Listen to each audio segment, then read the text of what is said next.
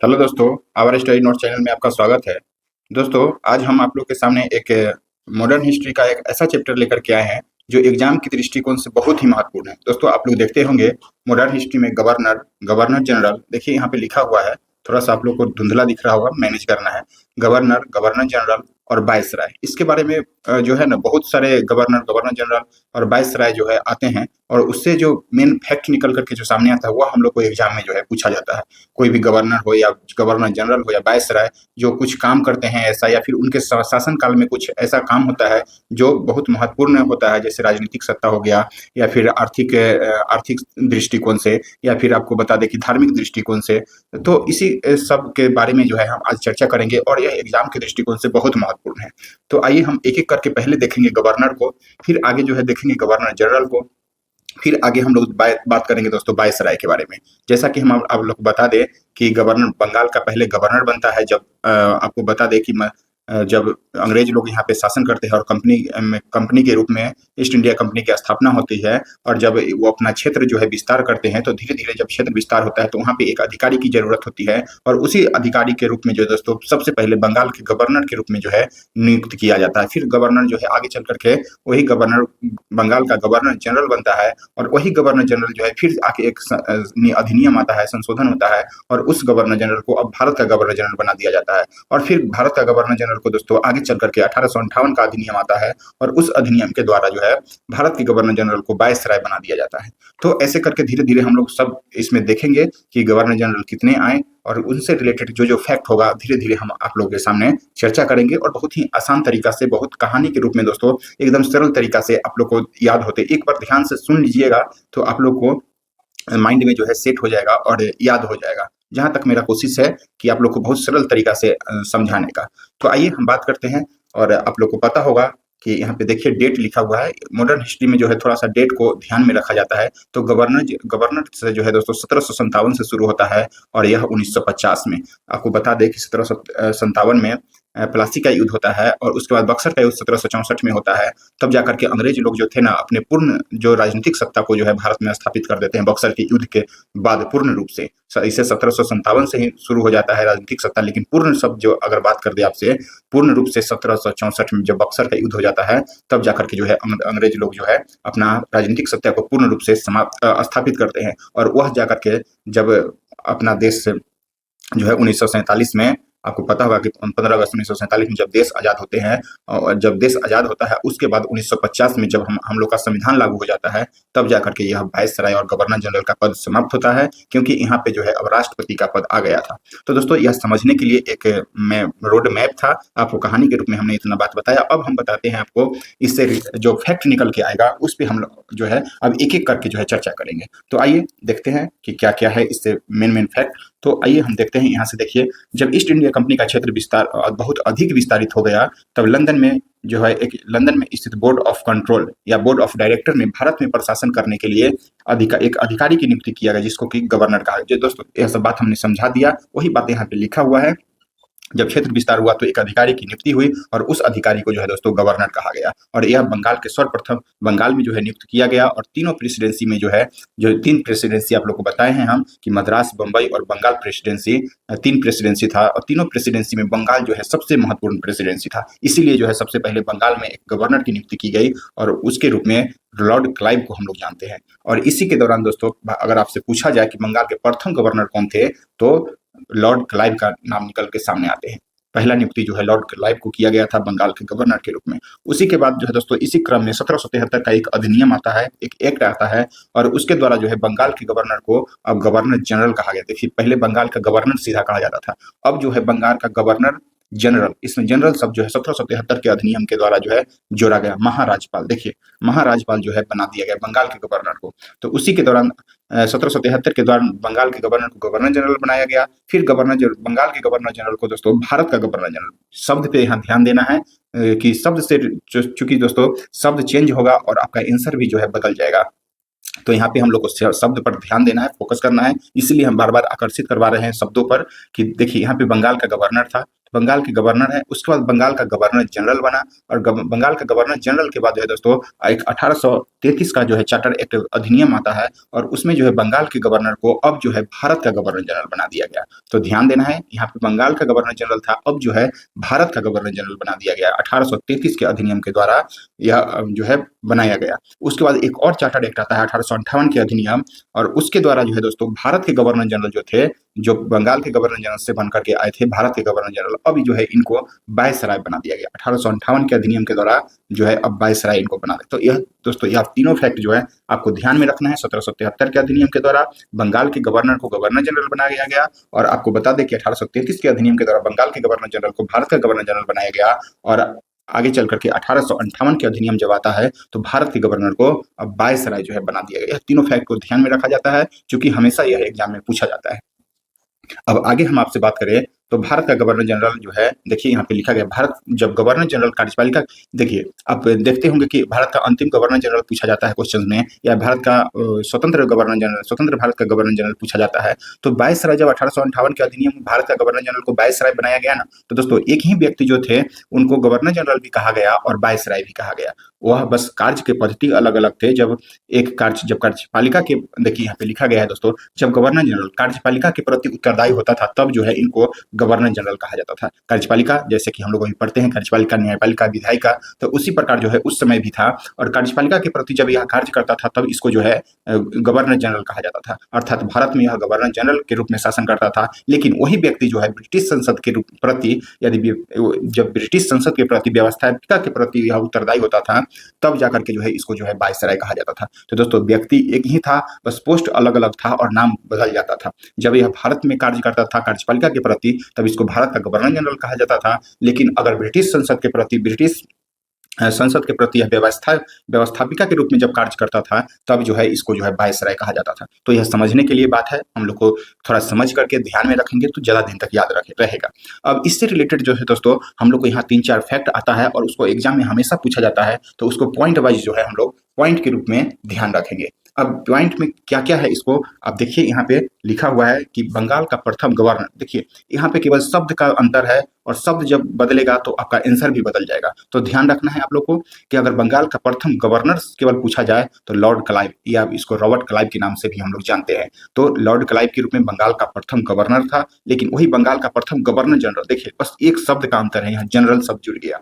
बंगाल का प्रथम governor general से आपकी बात पूछे तो वह जो है वारेन हेस्टिंग्स का जो है नाम आता है। उसके बाद है दोस्तों भारत के प्रथम गवर्नर जनरल, अगर देखिए यहाँ बंगाल का प्रथम गवर्नर जनरल था, अब जो है आपसे पूछ दिया भारत के गवर्नर जनरल, तो भारत के गवर्नर जनरल के रूप में अगर बात करें दोस्तों आपसे, तो लॉर्ड विलियम बेंटिंग का नाम आता है। लॉर्ड विलियम बेंटिंग का नाम जो है याद रखना है हम लोग को। उसके बाद है दोस्तों भारत के प्रथम वायसराय, अगर वायसराय की बात करें दोस्तों तो लॉर्ड कैनिंग का नाम आता है। भारत के प्रथम वायसराय की बात करें तो दोस्तों लॉर्ड कैनिंग, यह बहुत महत्वपूर्ण व्यक्ति थे। इन्हीं के समय जो है दोस्तों 1857 का विद्रोह हुआ था। तो आगे हम लोग इसकी चर्चा एक एक करके सबका चर्चा करेंगे। विलियम बेंटिंग भी बहुत महत्वपूर्ण व्यक्ति थे, इनके से रिलेटेड जो है इन्होंने सब क्षेत्र में जो है कार्य किया, आगे हम इसका भी चर्चा करेंगे। तो आपको ध्यान में रखना है सबसे एक फैक्ट के रूप में भारत का प्रथम वायसराय के रूप में लॉर्ड कैनिंग को। और आगे जब हम आगे बढ़ेंगे दोस्तों तो स्वतंत्र भारत के प्रथम गवर्नर जनरल, जब 1947 में भारत स्वतंत्र हुआ तब उस समय जो है दोस्तों गवर्नर जनरल या वायसराय, जैसा कि हमने बताया कि गवर्नर जनरल किसको बोला जाता था और वायसराय तो लॉर्ड लुई माउंटबेटन को याद रखा जाता है। दोस्तों अगर आपसे पूछा भी जाए कि भारतीय स्वतंत्रता के समय जो है गवर्नर जनरल या वायसराय कौन था, तो लॉर्ड माउंटबेटन को याद रखना है। स्वतंत्र भारत के प्रथम गवर्नर जनरल, क्योंकि उसी समय जो है दोस्तों, उस समय जब देश आजाद हुआ था उस समय यही जो है भारत के गवर्नर जनरल या वायसराय के रूप में पद पे जो है यह व्यक्ति थे, लॉर्ड माउंटबेटन। और उस जब भारत स्वतंत्र हो जाता है तो उसी के रूप में दोस्तों प्रथम गवर्नर जनरल के रूप में यही जो है पद पे आसीन थे, तो इन्हीं का नाम जो है आता है। अब यहाँ से क्वेश्चन थोड़ा ट्विस्ट होगा और थोड़ा बदल जाएगा, तो आंसर भी बदल जाएगा। देखिए स्वतंत्र भारत के प्रथम भारतीय, केवल एक शब्द जुड़ता है यहाँ पे, स्वतंत्र भारत के प्रथम भारतीय अगर पूछ दे आपसे तो गवर्नर जनरल या वायसराय, तो सी राजगोपालाचारी का नाम आता है। सी राजगोपालाचारी, चूंकि यह भारतीय थे इसीलिए है, केवल भारतीय शब्द अगर जुड़ जाए दोस्तों तो आपको ध्यान में रखना है स्वतंत्र भारत के प्रथम गवर्नर जनरल के रूप में जो है यह सी राजगोपालाचारी को याद रखा जाए। तो दोस्तों यह देखिए कि आपको यहाँ पे ध्यान रखना है कि भारतीय गवर्नर जनरल की बात करें आपसे प्रथम भारतीय गवर्नर जनरल, एक शब्द जुटेगा और सी राजगोपालाचारी इसका आंसर होगा। उसके बाद है दोस्तों स्वतंत्र भारत के अंतिम गवर्नर जनरल की आपसे बात करें तो स्वतंत्र भारत के अंतिम गवर्नर जनरल या वायसराय तो वही सी राजगोपालाचारी हो जाएगा, क्योंकि अंतिम गवर्नर जनरल वायसराय के रूप में यही। तो यहाँ पे ध्यान में रखना है, यह 4-5 पॉइंट है दोस्तों और सबका सब इंपॉर्टेंट है और हमेशा पूछा जाता है और यहाँ पे कंफ्यूजन भी होता है, इसलिए जो है दोस्तों एक साथ इसको एकत्रित किया गया है और केवल शब्द का खेला आ जाएगा और यहाँ पे जो है आंसर जो है बदलते रहेगा। तो आप लोग को ध्यान में रखना है, एक बार फिर से आप लोग रिपीट कर लीजिए, ध्यान में रख लीजिए कि अगर आपसे पूछे कोई कि देखिए यहाँ पे बंगाल का प्रथम गवर्नर तो लॉर्ड क्लाइव का नाम आ जाएगा, बंगाल का प्रथम गवर्नर जनरल तो वारेन हेस्टिंग्स का नाम आ जाएगा, भारत के प्रथम गवर्नर जनरल आपसे पूछा जाए भारत शब्द यहाँ पे आ जाएगा तो लॉर्ड विलियम बेंटिंग हो जाएगा और भारत के प्रथम वायसराय की बात कर ले दोस्तों तो लॉर्ड कैनिंग के रूप में आपको याद रखना है और स्वतंत्र भारत के प्रथम गवर्नर जनरल के रूप में माउंट बेटन को याद रखना है और स्वतंत्र भारत के प्रथम भारतीय गवर्नर जनरल के रूप में दोस्तों सी राजगोपालाचारी को याद रखना है। स्वतंत्र भारत के अंतिम गवर्नर जनरल के रूप में या वायसराय के रूप में दोस्तों सी राजगोपालाचारी। और इसी के बाद दोस्तों इन्हीं के बाद जो है अपना देश में जो स्वतंत्र देश के बाद जो है गणतंत्र देश हो गया तब जाकर के राष्ट्रपति का पद आता है और वहीं से जो है गवर्नर जनरल या वायसराय का पद अब समाप्त हो जाता है। तो दोस्तों यहाँ से 3, 3, 6 एक 7 पॉइंट को आप लोग को बिल्कुल ध्यान में रखना है, यहाँ बहुत इंपॉर्टेंट है। और ऊपर में जो हमने यह 3 फैक्ट बताया आपको अधिनियम, यह भी आपको एग्जाम के दृष्टिकोण से बहुत इंपॉर्टेंट है, तो आप लोग ध्यान दीजिएगा, इसको याद रखिएगा। अब हम बात करेंगे दोस्तों बंगाल के गवर्नर के रूप में। आपको बता दिए कि बंगाल के गवर्नर कैसे बने, गवर्नर जनरल कैसे बने, फिर भारत का गवर्नर जनरल कैसे बने और वायसराय फिर कैसे बना। तो उसी के रूप में अब बंगाल के गवर्नर कौन कौन बने उनके बारे में थोड़ा थोड़ा हम लोग चर्चा करके आगे बढ़ेंगे। ईस्ट इंडिया कंपनी का स्वरूप जब व्यापारिक से राजनीतिक हुआ, जब राजनीतिक हुआ तो और उनका आप लोग जान रहे होंगे, सब कुछ जानते हैं कि जब ईस्ट इंडिया कंपनी आई थी यहाँ पे व्यापार करने के लिए आई थी, जब व्यापारिक करते करते जो दोस्तों यह अपना क्षेत्र विस्तारित किया और विस्तारित करने के बाद जो है यह अपना राजनीतिक सत्ता को भी स्थापित कर लिया था। तो यह क्षेत्र का विस्तार हुआ, तब बंगाल के क्षेत्र में जो है दोस्तों बंगाल के गवर्नर के नाम से एक अधिकारी की नियुक्ति किया गया, जो कि संक्षिप्त वर्णन इसका। तो सबसे पहला गवर्नर आपको बता दें कि लॉर्ड क्लाइव हो गया, फिर हॉलवेल आते हैं और हॉलवेल के बाद दोस्तों बेंसीटार्ट से फिर से दोस्तों लॉर्ड क्लाइव को जो है यहाँ पे भेजा जाता है गवर्नर के रूप में। और उसके बाद जो है बलसर्ट आते हैं, फिर कार्टियर आते हैं और वारेन हेस्टिंग्स आते हैं। और यही वारेन हेस्टिंग जो है दोस्तों बंगाल के पहले गवर्नर के पद पे आते हैं और इन्हीं के समय में एक रेगुलेटिंग एक्ट आता है 1773 में और बंगाल के गवर्नर जनरल के रूप में भी इन्हीं को याद रखा जाता है। तब आगे जाकर के दोस्तों हम एक एक पॉइंट को, एक एक व्यक्ति को, यहाँ पे गवर्नर को देखेंगे, यहाँ से कौन कौन इंपॉर्टेंट है उस पर हम बात करेंगे। आइए तो सबसे पहले देखते हैं लॉर्ड क्लाइव। लॉर्ड क्लाइव का कार्यकाल आप लोग देख सकते हैं 1757 से लेकर के 1760 तक जो है लॉर्ड क्लाइव का काल है। तो इनसे जो फैक्ट है उसको हम लोग विशेषकर फोकस करेंगे, जो याद रखा जाता है। यह जो है बंगाल का प्रथम गवर्नर था, जैसा कि हमने चर्चा कर लिया है, इसको ध्यान में रखना है। यह भारत में ब्रिटिश साम्राज्य का जो है संस्थापक था। भारत में जैसा कि आपको बता दें 1764 में बक्सर का युद्ध हुआ था, उसके बाद जो है ब्रिटिश साम्राज्य का भारत में जो है स्थापना हुआ था। तो इसी के समय में जो दोस्तों यह भारत में ब्रिटिश साम्राज्य का संस्थापक, जैसा कि आपको बता दें प्लासी की युद्ध में का जो है नेतृत्व जो है यही लॉर्ड क्लाइव जो है कर रहा था। तो ब्रिटिश साम्राज्य का संस्थापक के रूप में जो लॉर्ड क्लाइव को जाना जाता है, इसने भारत या बंगाल में राजनीतिक सत्ता को जो है स्थापित किया। भारत में या बंगाल में उस समय बंगाल बहुत महत्वपूर्ण प्रेसिडेंसी था, तो जो भी कार्यकाल अंग्रेज लोग करते थे वही यही बंगाल से जो है नियंत्रित करते थे पूरा भारत पे। तो आपको बता दें कि यहाँ पे याद रखा जाता है कि इसने भारत बंगाल में राजनीतिक सत्ता को जो है स्थापित किया था। कौन? तो लॉर्ड क्लाइव। यह 3 फैक्ट आपको यहाँ से फिर से याद रखना है। लॉर्ड क्लाइव के बारे में थोड़ा सा हिस्ट्री हम लोग जानेंगे, थोड़ा जीवनी इसके बारे में जानेंगे। लॉर्ड क्लाइव सर्वप्रथम जो है ब्रिटिश सेना में रसोइया के पद पर जो है यह आसीन हुए थे, शामिल हुआ था। दोस्तों ब्रिटिश सेना में है दोस्तों इसको कुकमैन के रूप में जो है बहाल किया गया था, लेकिन यह इतना मेहनती था और इतना महत्वाकांक्षी व्यक्ति था कि अपने मेहनत के बल पर जो है यह देखिए कि यहाँ पे कि बंगाल के गवर्नर के पद पर जो है यह आसीना हो गया था। तो आप देखिए रसोइया के पद के रूप में शामिल हुआ था और अपनी योग्यता के बल पर इतना काबिलियत था इसमें कि अपने योग्यता के बल पर जो है सेनापति बना। पहले जो है सेनापति बना, कुकमैन से जो है सेनापति बनाया, फिर मद्रास में इसकी नियुक्ति की गई और कर्नाटक की राजधानी अरकाटपुर के जो है दोस्तों यह अधिकार कर लिया था सेनापति के रूप में।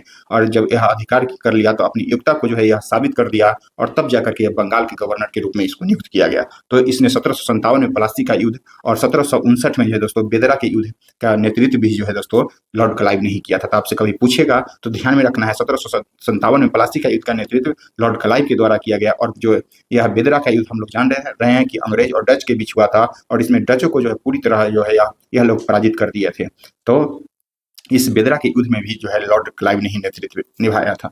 इसको जो है दोस्तों लॉर्ड क्लाइव को स्वर्ग से उत्पन्न गवर्नर कहा जाता है, क्योंकि यह बहुत नीचा गरीब व्यक्ति था और सबसे नीचे पद पर जब समझ सकते हैं कि क्यों कुकमैन के रूप में जो है दोस्तों इनको बहाल किया गया था और यह जाकर के गवर्नर बन गया। तो इसीलिए जो है दोस्तों इस स्वर्ग से उत्पन्न गवर्नर के रूप में इनको जाना जाता है। इसने भारत में ब्रिटिश प्रभु सत्ता को जो है स्थापित किया और जो कि 1947 में जाकर के जो है मुक्ति मिला भारत को।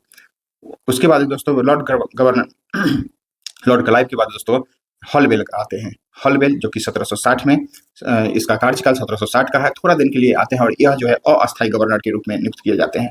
अस्थायी परमानेंट नहीं थे, यह अस्थायी के रूप में जो है नियुक्त किए जाते हैं हॉलवेल। यही हॉलवेल व्यक्ति जो थे दोस्तों इन्हीं के समय में 1756 में 20 जून 1756 में दोस्तों हॉलवेल की ब्लैक हॉल की घटना जो है काल कोठरी की घटना इन्हीं के समय में घटा था और यही व्यक्ति जो है दोस्तों ब्लैक हॉल की घटना के बारे में उल्लेख किया है और जानकारी दिए थे। इसलिए जानकारी दी है कि आपको पता होगा कि ब्लैक हॉल की घटना 1756 में सिराजुद्दौला ने ब्रिटिश सेना के अधिकारी को एक छोटी सी कोठरी में, एक छोटी सी कमरा में 146 व्यक्ति को जो है बंद कर दिया था। ऑक्सीजन की कमी हो गई, दम घुटने के कारण 123 व्यक्ति के दोस्तों यहाँ पे मृत्यु हो गई थी। मात्र 23 व्यक्ति जो है बचे थे, यहाँ से जो है मात्र 23 व्यक्ति ही बच पाए थे और यही 23 व्यक्ति में दोस्तों एक हॉलवेल भी था इसमें शामिल। तो यही व्यक्ति जब बच जाते हैं तो यही बाहर निकल करके जो है इसकी ब्लैक हॉल की जो है घटना की चर्चा करते हैं।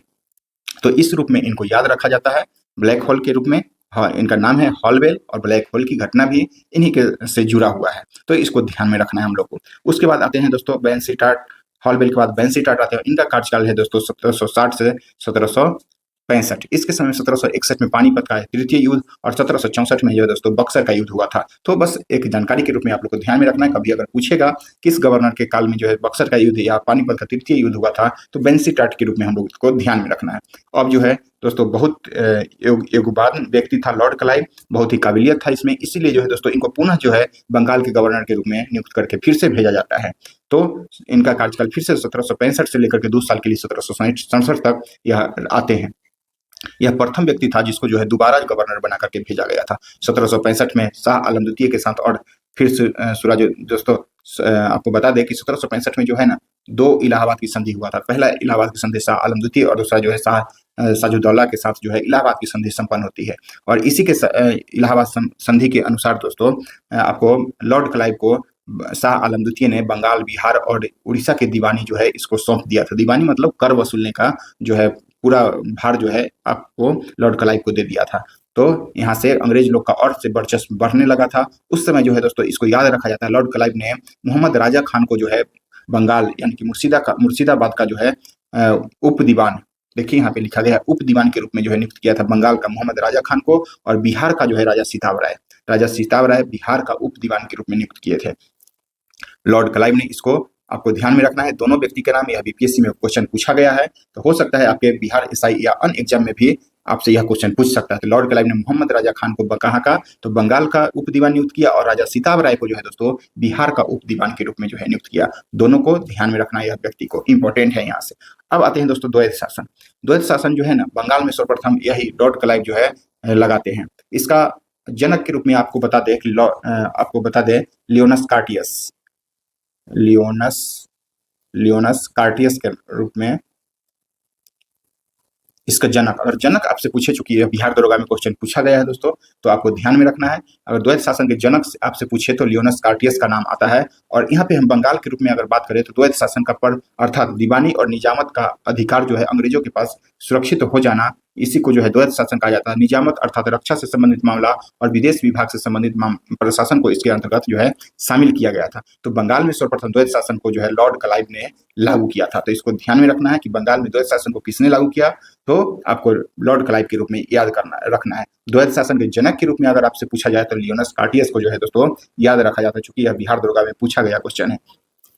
आगे आपसे बात करें दोस्तों, बंगाल में द्वैध शासन को लॉर्ड क्लाइव ने लागू किया था और वारेन हेस्टिंग जब आते हैं तो 1772 में इसको जो है समाप्त करते थे। बंगाल में द्वैध शासन को द्वैध शासन से कुछ फैक्ट है उसको हम लोग अभी देखेंगे और याद रखेंगे, इससे हमेशा क्वेश्चन पूछा जाता है। जैसे आपको बता दिए कि द्वैध शासन के जनक के रूप में लियोनस कार्टियस को याद रखा जाता है। बंगाल में द्वैध शासन को सर्वप्रथम किसने लागू किया, तो लॉर्ड क्लाइव को, और वारेन हेस्टिंग ने 1772 में बंगाल से द्वैध शासन को जो है समाप्त कर दिया। उसके बाद 1919 के अधिनियम आता है दोस्तों, तो इसके द्वारा सर्वप्रथम प्रांत में, देखिए यहाँ पे लिखा है प्रांत मतलब उस समय समय राज्य को बोला जाता है, स्टेट को बोला जाता था।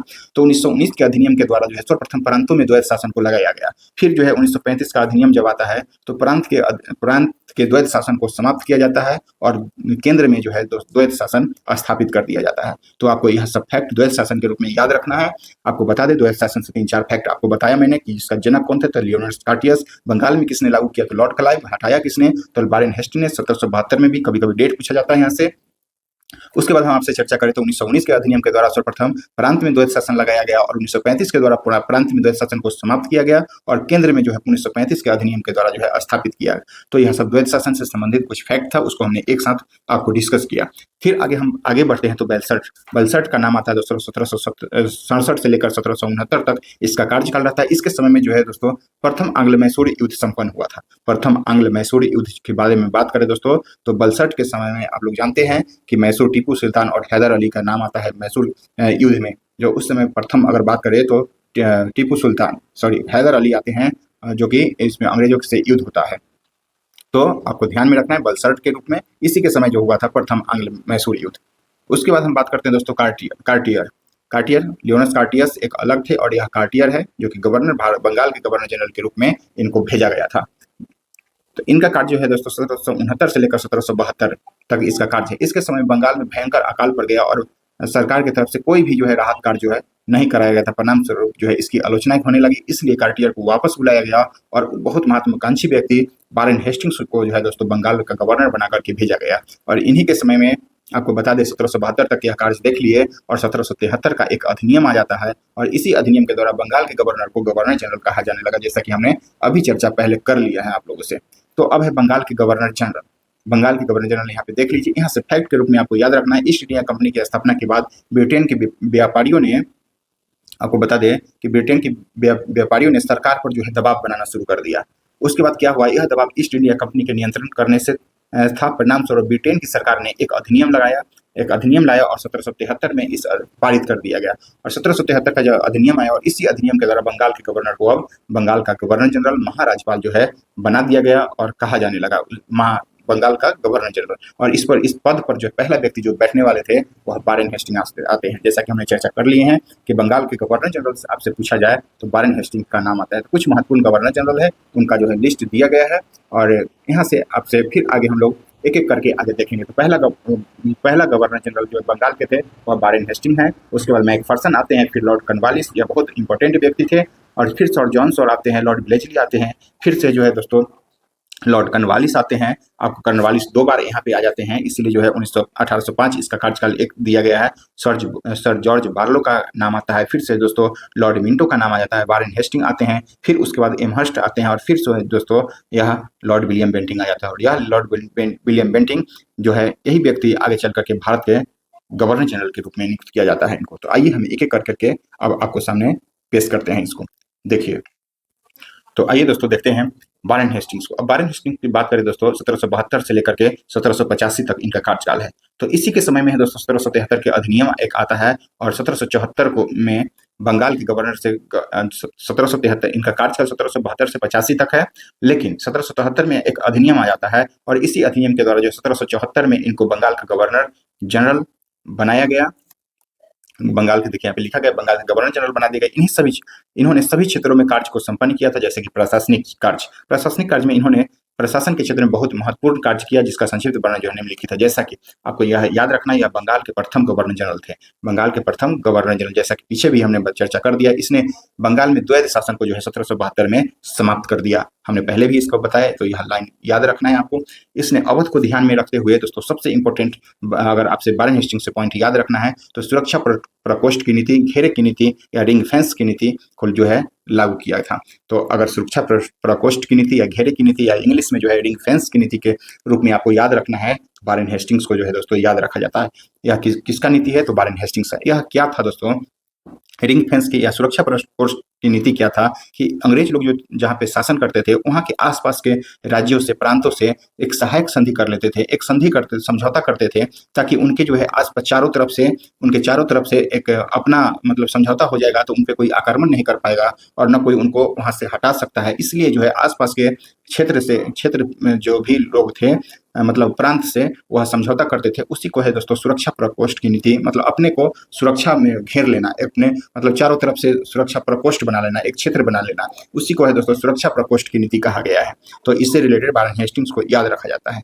उसके बाद आगे हम बता देते दोस्तों समझने के लिए कि इलाहाबाद की नीति, इलाहाबाद की संधि टूटने के बाद, इलाहाबाद जो 1765 में संधि हुआ था, वह जब टूटता है तो उसके बाद में शाह आलम द्वितीय ने कारा एवं इलाहाबाद का क्षेत्र वापस लेकर के अवध के हाथों में, शाह आलम देखिए अवध के हाथों में जो 50 लाख रुपए में बेच दिया, और साथ ही मुगल बादशाह की 26 लाख रुपए पेंशन की समाप्ति कर दी। जो मुगल बादशाह को 26 लाख वार्षिक पेंशन मिलता था, उसको भी अंग्रेज लोग ने यहाँ पे समाप्त करता है, और अवध को जो इलाहाबाद संधि के जो शाह आलम द्वितीय को जो यह कारा एवं इलाहाबाद की क्षेत्र दिया गया था, उसको वापस ले लेता है और 50 लाख रुपए में इसको बेच देता है। तो दुतरफा जो है फायदा जो है अंग्रेज लोग ही यहाँ पे ले रहे थे। तो यह समझने के लिए बात है। सामाजिक कार्य के रूप में दोस्तों इन्होंने 1781 में मुस्लिम लड़कियों के लिए मदरसा की को भी स्थापना का, एक मदरसा की स्थापना 1781 में वारेन हेस्टिंग्स के द्वारा जो है किया जाता है।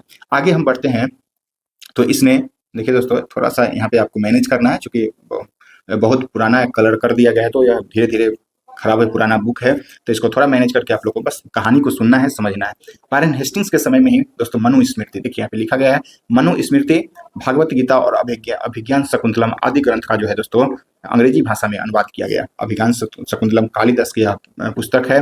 आपको बता दें कि विलियम, इसी के समय में जो है इस सब का अंग्रेजी में अनुवाद किया गया था। विलियम विल्किंस, इसको याद रखा जाता है VVI के रूप में दोस्तों। विलियम विल्किंस ने अपने आदेश पर मनु स्मृति का अंग्रेजी भाषा में एक कोड ऑफ जेंटल लॉ, देखिए मनु स्मृति का अंग्रेजी भाषा में एक code of gentle law William Wilkins के द्वारा जो है, यहाँ पे याद रखना है आपको, विलियम विल्किंस ने अपने आदेश पर मनु स्मृति को जो है दोस्तों अंग्रेजी भाषा में एक कोड ऑफ जेंटल लॉ के नाम से जो है अनुवाद करवाया था। तो इसको ध्यान में रखना है। 1784 में सर विलियम जोन्स ने the Asiatic Society of Bengal जो कि कोलकाता में स्थापना जो है कोलकाता में करवाया था। तो इसको भी ध्यान में रखा जाता है, विलियम जोन्स और यहाँ है विलियम विल्किंस। तो यह दोनों पॉइंट जो है कंफ्यूजन वाला पॉइंट है, इसके लिए ध्यान में रखना है। विलियम विल्किंस को जो कि मनुस्मृति का अंग्रेजी में अनुवाद करवाया था, और विलियम जोन्स ने द एशियाटिक सोसाइटी की स्थापना जो है बंगाल में 1784 में करवाया था। यहाँ से 1784 भी इंपॉर्टेंट है, इसको याद रखा जाता है। उसके बाद आर्थिक क्षेत्र में जो है कार्य करते हैं। इसने आर्थिक क्षेत्र में सुधार का कार्य किया और राजकोष को बढ़ाने के साथ साथ पूर्ण रूप से आर्थिक नियंत्रण भी स्थापित किया। अब जो है पटना, हुगली, मुर्शिदाबाद, ढाका, और आपको बता दें कि ढाका के साथ साथ है जो है कोलकाता से कर वसूलने का, देखिए यहाँ पे कोलकाता से कर वसूला जो है जाने लगा था। उसका 1774 में कोलकाता में एक राजस्व विभाग की जो है स्थापना किया गया। अन्य कार्य के रूप में दोस्तों अवध के बेगम को जो है धन देने के लिए यह जो है प्रताड़ित किए थे, और एक इसलिए जो है इसकी आलोचना किया गया। इसने बंगाल में एक ब्राह्मण को, नंद कुमार को, झूठे केस के मुकदमे में इनको जो है फांसी की सजा दिलवा दिया था, फांसी की सजा दे दिया था। इसीलिए जो है दोस्तों इसको बहुत बड़ी आलोचना किया गया, क्योंकि यह काम तो कुछ अच्छा किए लेकिन बाद में जाकर के यह ऐसा झूठा केस में फंसाना, फिर बेगम को प्रताड़ित करना कर वसूलने के लिए, इसलिए जो है दोस्तों वारेन हेस्टिंग्स की बहुत सारी आलोचना होने लगी थी। इसलिए फिर वापस इनको बुलाया गया, तब जाकर के एक दूसरे गवर्नर को भेजा गया। उसके बाद आपको बता दें कि इसी के समय में 1773 में रेगुलेटिंग एक्ट आता है। और रेगुलेटिंग एक्ट क्या था उसके बारे में दोस्तों थोड़ा सा हम लोग जानते हैं। ब्रिटिश संसद में यह अधिनियम पारित हुआ 1774 में, पूर्ण रूप से लागू हो गया। 1773 का रेगुलेटिंग एक्ट जो है कब लागू हुआ, तो 1774 में। इसका मुख्य प्रावधान जो है निम्नलिखित है। आपको बता दें कि यह अधिनियम के द्वारा बंगाल के गवर्नर को अब क्या कहा गया है, गवर्नर जनरल बनाया गया है, जैसा कि हमने पिछले बार चर्चा कर दिया अभी।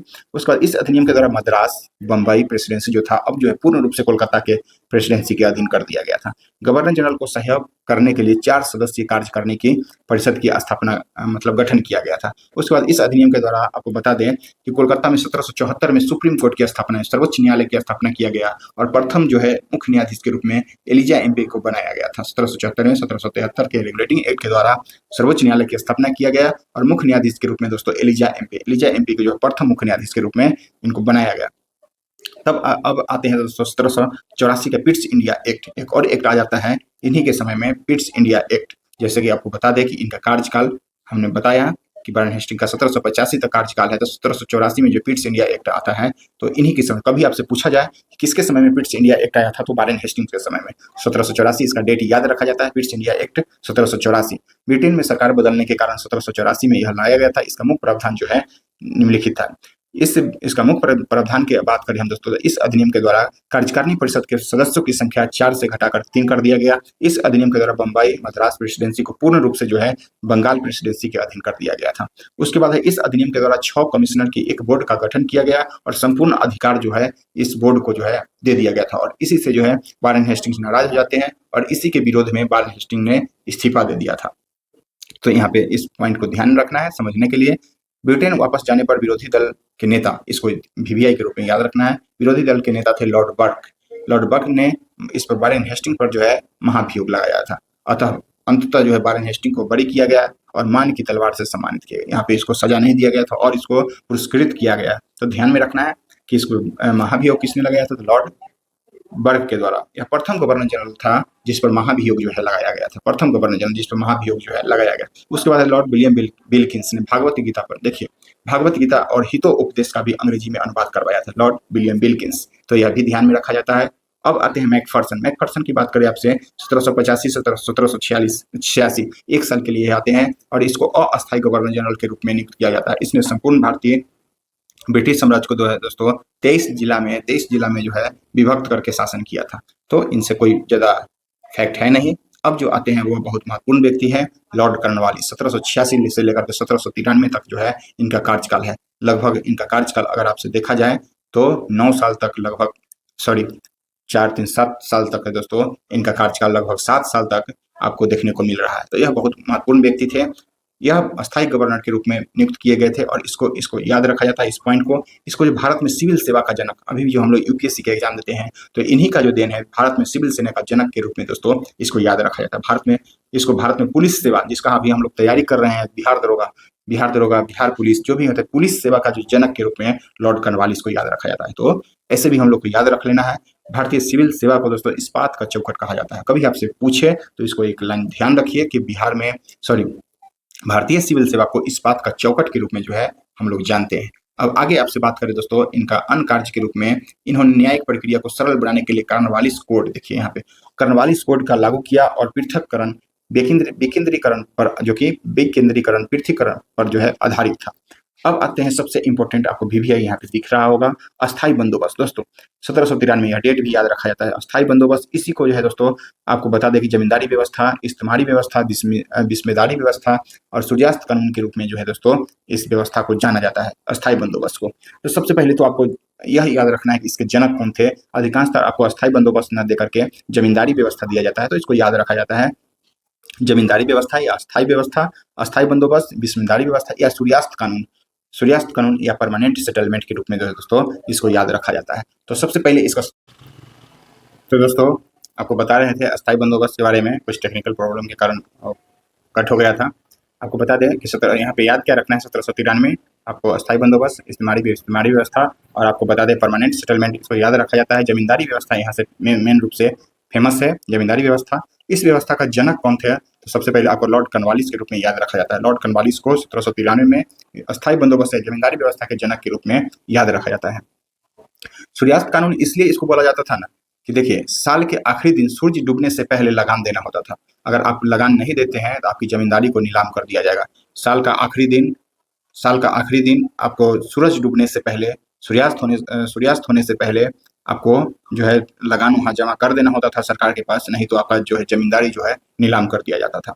तो इसलिए जो सूर्यास्त कानून भी इसको बोला जाता है। इस व्यवस्था के अंतर्गत अब सरकार और किसान के बीच जो है दोस्तों बिचौलिए का जो है जन्म हो गया था। जमींदारी व्यवस्था इसलिए बोला जाता है कि एक जमींदार होते थे और किसान और सरकार के बीच जो है यह टैक्स वसूलते थे और यह जो है किसान से टैक्स वसूल कर सरकार को जो है अदा करते थे, इसलिए यह बिचौलिए के रूप में जो इनका जन्म हो गया था। आपको बता दें कि यह लोग जो है 89% सरकार को जो टैक्स वसूलते थे किसान से, उसमें 89% सरकार को देते थे और 11% जो है दोस्तों अपने खर्च के लिए यह लोग रखते थे।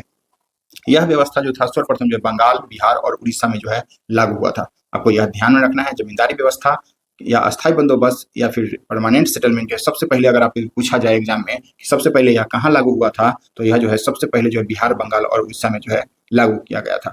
यह जो है लॉर्ड कर्नवालिस इसके जनक है और सर जॉन सर के सहयोग से लॉर्ड कर्नवालिस ने 1793 में इस व्यवस्था को लागू किया। उसके बाद है दोस्तों आते हैं सर जॉन सर, और इनको जो है यह भू राजस्व प्रशासन के बहुत बड़े जानकार थे और उदारवादी प्रवृत्ति के यह व्यक्ति थे। इन्होंने तटस्थ या अहस्तक्षेप नीति का पालन करते हुए अपना पद को संभाला था। 1793 से 98 तक लगभग 5 साल तक रहते हैं बिना हस्तक्षेप, मतलब किसी भी में हस्तक्षेप नहीं करते थे, अहस्तक्षेप की नीति को यह पालन किए थे। अब सबसे महत्वपूर्ण व्यक्ति आ रहे हैं यहाँ पे लॉर्ड वेलेस्ली। लॉर्ड वेलेस्ली जिसको कि बंगाल का शेर कहा जाता है दोस्तों, बंगाल का शेर के नाम से जो है लॉर्ड वेलेस्ली को जाना जाता है।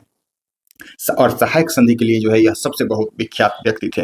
लॉर्ड वेलेस्ली बंगाल का शेर के रूप में जाना जाता है। और दूसरा यहाँ से याद रखना है सहायक संधि। लॉर्ड वेलेस्ली को सहायक संधि के लिए याद किया जाता है, यह सहायक संधि के लिए जो है विख्यात थे।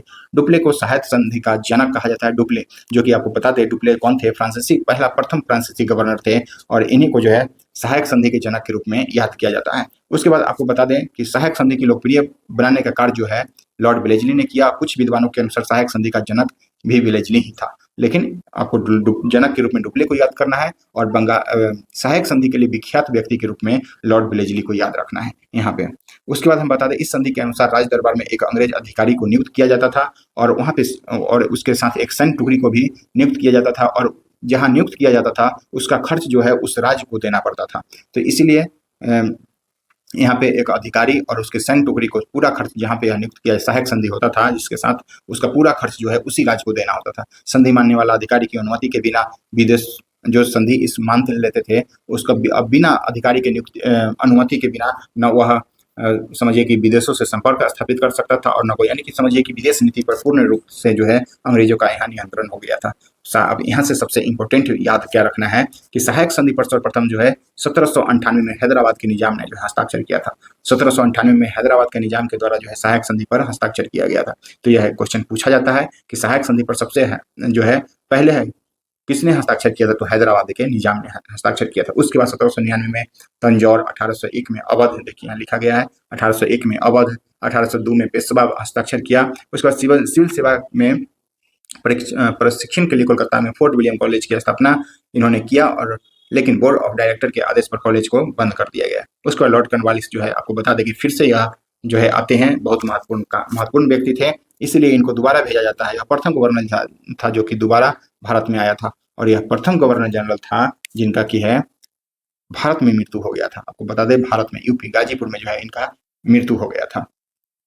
आगे बता दें दोस्तों सर जॉर्ज बार्लो, यहाँ से एक पॉइंट को याद रखा जाता है जॉर्ज बार्लो के बारे में। 1806 मद्रास के बेल्लौर नामक स्थान पर सैनिक विद्रोह जो है कर दिया गया था। सैनिक के द्वारा विद्रोह किया गया था यहाँ पे, इसलिए विद्रोह किया गया था ना कि माथे पर पगड़ी नहीं लगा सकते हैं, तिलक नहीं लगा सकते, कान में कुंडल नहीं पहन सकते हैं, इस सब पर जो है अंग्रेजों के द्वारा प्रतिबंध किया गया था। इसलिए सैनिकों को धार्मिक ठेस पहुंचा, उनको रोका गया, धर्म से अलग किया जा रहा था, इसलिए सैनिकों ने वहां पे विद्रोह कर दिया। और जब यह विद्रोह करते हैं तो यहाँ से एक पॉइंट को याद रखा जाता है 1806 बेल्लौर सर जॉर्ज बार्लो किस समय में हुआ था, यही क्वेश्चन जो है पूछा जाता है। यह क्वेश्चन पूछ लिया गया है बीपीएससी में, तो इसको ध्यान में रखना। इस विद्रोह को लॉर्ड कॉर्नवालिस के द्वारा जो है लॉर्ड विलियम बेंटिंग के द्वारा इस विद्रोह को कुचल दिया गया था। इसके समय में भारत में सर्वप्रथम सैनिक विद्रोह जो है सर जॉर्ज बार्लो के समय, बस एक लाइन याद रखना है। अब आते हैं दोस्तों लॉर्ड मिंटो प्रथम को 1807 से 13 तक इनका कार्यकाल है। इसके समय में जो है 1813 का अधिनियम आता है, और जो कि महत्वपूर्ण इसका प्रावधान जो है आपको आगे देखने को मिलेगा। तो 1813 का चार्टर एक्ट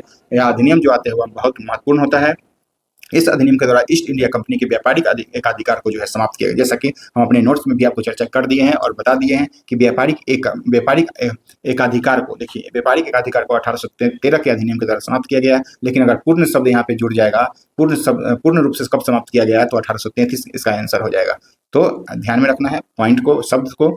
लेकिन चीन के साथ यहाँ पूर्ण रूप से नहीं किया गया था। चीन के साथ व्यापार और चाय का व्यापार अभी भी जो है कंपनी कर सकती थी, ऐसा प्रावधान 1833 के चार्टर एक्ट में किया गया था। इस अधिनियम के द्वारा जो है पहली बार शिक्षा पर जो है खर्च करने के लिए 1 लाख रुपए का प्रावधान किया गया, लेकिन खर्च नहीं किया गया। उसके बाद है दोस्तों इस अधिनियम के द्वारा पहली बार कानूनी रूप से ईसाई धर्म को जो है प्रचार के लिए भारत आने की अनुमति दिया गया। तो इसको ध्यान में रखना है। उसके बाद इसी के समय में आपको बता दें कि इसी के समय में 1809 में अमृतसर की संधि हुआ, और इसने मेलकम को राजदूत बना करके फारस भेजा।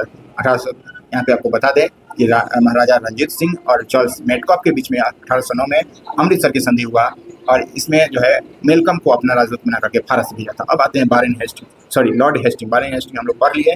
अब आते हैं जो है दोस्तों लॉर्ड हेस्टिंग्स के रूप में हम लोग पढ़ेंगे। लॉर्ड हेस्टिंग्स को अगर हम पढ़े दोस्तों तो इसका कार्यकाल देखिए 1823 से लेकर के 1813 से 23 तक लगभग 10 साल तक इनका जो है कार्यकाल थे लॉर्ड हेस्टिंग्स का। इसके समय में प्रथम आंग्ल नेपाल युद्ध, आपको ध्यान में रखना है, प्रथम आंग्ल नेपाल युद्ध जो है 14 से 16 तक जो है हुआ था, जिसमें नेपाल जो है पराजित हुआ और सगौली की संधि के द्वारा जो है यह युद्ध समाप्त हुआ। तो यहाँ पे क्या आपको याद रखना है, आंग्ल नेपाल युद्ध किसके समय में हुआ, तो लॉर्ड हेस्टिंग्स के समय में हुआ। कब हुआ था, 1814 से 16, और किस संधि के द्वारा जो है यह समाप्त हुआ, तो सगौली की संधि के द्वारा जो 1816 में सगौली की संधि होता है और इसी के द्वारा जो है यह युद्ध समाप्त होता है। बुटापल पर अधिकार को लेकर यह युद्ध जो है हुआ था। संधि शर्त के अनुसार सिक्किम, तराई का क्षेत्र और हुमायूं गढ़वाल क्षेत्र का अंग्रेजों को मिला, लेकिन सर्वाधिक लाभ जो है नेपाली लोगों को, गोरखा को अपनी सेना में शामिल करना था, अंग्रेजों का यह मोटिव था। तो यहाँ से 3 पॉइंट याद रखना है कि किसके समय में हुआ, तो लॉर्ड हेस्टिंग्स के समय में 1814 से 16 और सगौली की संधि 1816 में हुआ।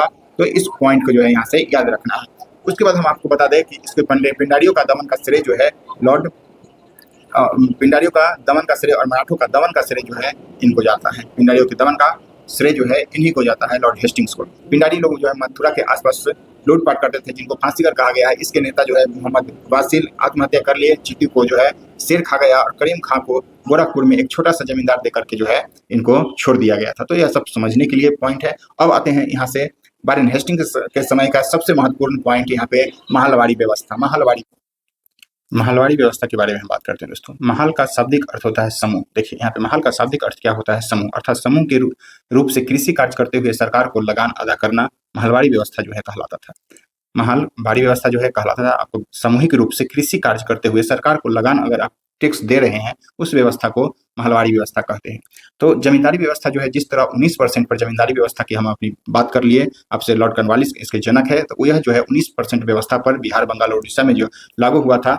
अब आगे जाकर के हम इसकी बात करें महलवाड़ी व्यवस्था की, तो यह जो है 30% भूभाग पर जो है महलवाड़ी व्यवस्था लगा था। और इसके जनक की बात करें दोस्तों, हॉल्ट मैकेंजी। हॉल्ट मैकेंजी को यहाँ से याद रखना है, यह क्वेश्चन बार बार पूछा जाता है, तो आपसे हम बता रहे हैं, यह इसको याद रखना है। हॉल्ट मैकेंजी महलवाड़ी, देखिए ऐसे नाम से भी स्पष्ट है, महलवाड़ी तो मैकेंजी, महलवाड़ी मैकेंजी, ऐसे कोरिलेट करके आप लोग याद रखिए, क्योंकि एग्जाम में कंफ्यूजन हो जाता है। तो आपको बता दें, महलवाड़ी व्यवस्था के जनक के रूप में हॉल्ट मैकेंजी को याद रखा जाता है। तो इसको याद रखिए। सर्वप्रथम महलवाड़ी व्यवस्था जो है संयुक्त प्रांत जो है उस टाइम अवध, जो अभी लखनऊ है, यूपी के क्षेत्र को कहा जाता है। मध्य प्रांत जो अभी मध्य प्रदेश है, उसको बोला जाता था। उसके बाद है दोस्तों पंजाब। तो इसको 3 पॉइंट को याद रखना है यहाँ पे। सर्वप्रथम महलवाड़ी व्यवस्था कहाँ पे लगा, 30% भूभाग पर सर्वप्रथम संयुक्त प्रांत, मध्य प्रांत और पंजाब के क्षेत्र में जो है सर्वप्रथम इसको लगाया गया था। अब आते हैं दोस्तों, तो इसको याद रखना है महलवाड़ी व्यवस्था से।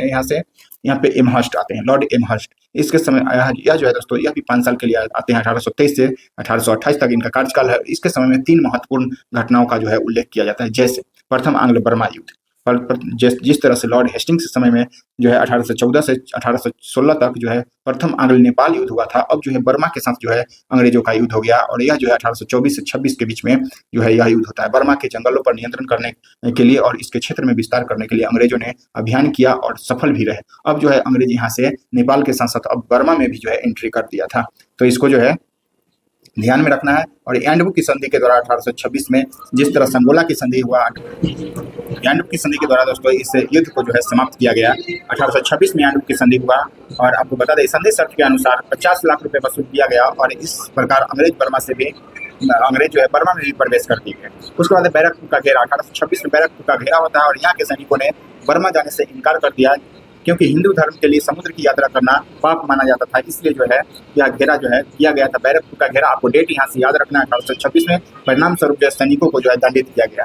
तो यह था बैरकपुर का घेरा। अब है भरतपुर का घेरा, यह राजस्थान का क्षेत्र है, और 1826 में यह भी घेरा हुआ था, और यहाँ के शासक भंडार सिंह पराजित हुए और अंग्रेजी सेना ने भरतपुर पर जो है नियंत्रण कर लिया था। तो दोस्तों यही सब जो पॉइंट था। अब आगे हम जो पढ़ेंगे ना, भारत के गवर्नर जनरल 1833 से 57 तक पढ़ेंगे। फिर 57 के बाद जो 58 में एक एक्ट आता है, वहाँ से वायसराय फिर आ जाते हैं। तो अभी जो है हम लोग पढ़े बंगाल के गवर्नर जनरल। अब जो पढ़ेंगे भारत के गवर्नर जनरल, तो दोस्तों इसको नेक्स्ट वीडियो में हम लोग देखेंगे, क्योंकि बगल में साउंड बहुत आ रहा होगा आप लोग को भी। तो अभी तक के लिए यहीं तक छोड़ते हैं आपको, फिर आगे हम नेक्स्ट वीडियो में इसकी चर्चा करेंगे। धन्यवाद दोस्तों। आपको बता दें कि जो भी लोग अगर मेरे टेलीग्राम चैनल से नहीं जुड़े हैं, वह आकर के जुड़ सकते हैं। टेलीग्राम पे homework series daily homework series चलता है, जीके जीएस का, और कल से जो है मैथ रीजनिंग का भी प्रैक्टिस सेट दिन में 1 बजे से जो है दोस्तों मैथ रीजनिंग का शुरू हो रहा है, और रात में 9 बजे से जीके जीएस का चलता है। तो जो भी लोग जीके जीएस में, आपको बता दें लुसेंट चलता है, आपको लुसेंट हो गया, रेलवे स्पीडी हो गया, आपको करंट अफेयर के लिए करंट अफेयर स्पीडी का जो बुक आता है उससे जो है चलता है। तो यह 3 सब्जेक्ट जो है हम लेकर के 3 सब्जेक्ट आपको बता दें कि लुसेंट से चलता है, उसके बाद रेलवे स्पीडी चलता है और फिर करंट अफेयर। और मैथ रीजनिंग के लिए मैं जो कि अभी आगामी एग्जाम का कैलेंडर वायरल हुआ है बिहार एसएससी का, तो आप लोग जान रहे होंगे कि उसमें Bihar SSC inter level, Bihar SSC inter level, आपको बीएसओ हो गया, एएसओ हो गया, उसके बाद एईटीओ हो गया, सबका सिलेबस जो है यहाँ पे कवर करवाया जाता है। आपको रिवीजन के रूप में टारगेट दिया जाता है और रात में आपको टेस्ट के रूप में उसको मतलब आपको एग्जाम के रूप में लिया जाता है टेस्ट क्यूज बोर्ड पर टेलीग्राम के माध्यम। हमारा टेलीग्राम चैनल है आवर स्टडी नोट्स, उसमें से आप जुड़ जाइए, सर्च मारिएगा आवर स्टडी नोट्स तो मिल जाएगा और वहाँ से आप ज्वाइन कर सकते हैं और उसमें इसका लाभ उठा सकते हैं। फ्री ऑफ कॉस्ट है, कोई भी चार्ज नहीं है। आप लोग जुड़ करके देखिए 2-4 दिन, अच्छा लगे तो आप जुड़े रहिए, वरना आप स्वतंत्र हैं। दोस्तों आज के लिए इतना ही, धन्यवाद।